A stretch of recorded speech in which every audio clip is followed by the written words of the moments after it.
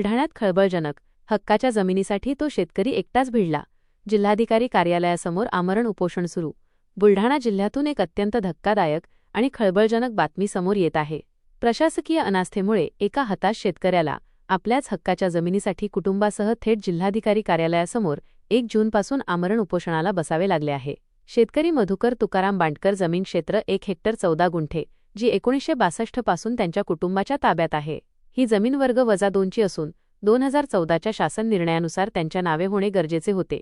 मात्र स्थानिक महसूल अधिकारी, तहसीलदार आणि तलाठी यांनी संगनमताने बनावट आदेश तयार करून दुसऱ्याचे नाव लावले आणि शासनाची फसवणूक केली। शेतकऱ्याने या अन्यायाविरोधात आधी उच्च न्यायालयात धाव घेतली होती। त्यानंतर जिल्हाधिकारी कार्यालयाशी वारंवार लेखी पत्रव्यवहार केला। मात्र प्रशासनाने कोणतीही ठोस दखल न घेतल्याने अखेर कंटाळून त्यांनी 1 जून 2026 पासून हे टोकाचे पाऊल उचलले आहे।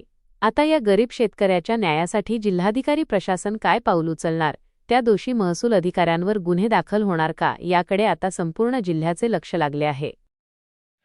मी मधुकर तुकाराम बाटकर, राहणार मोमीनाबाद, तालुका संग्रामपूर, जिल्हा बुलढाणा येथील मोमीनाबादमध्ये माझी शेती आहे। ती शेती माझ्या आजोबापासून म्हणजे 1960 पासून माझ्या आजोबानं कसलेली आहे। माझे आजोबा मेल्यानंतर माझ्या बाबानं सुद्धा कसलेली आहे ती शेती। आज रोजी माझे बाबा मरण पावले, आज मी सुद्धा कचत आहे आणि सध्या मौजूद म्हणजे माझ्या ताब्यात आज रोजी आहे। तर या शेतीवर हे खोटे नाटे पुरावे जोडून त्यांनी दुसरे परस्पर पुरावे आपले वारस चढवलेले आहे।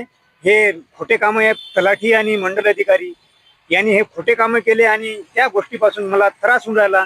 तर हे शेत 60 पासून माझ्या ताब्यात असून हे माझ्या नावावर करण्यात यावं आणि हा माझ्यावरचा अन्याय दूर व्हावा।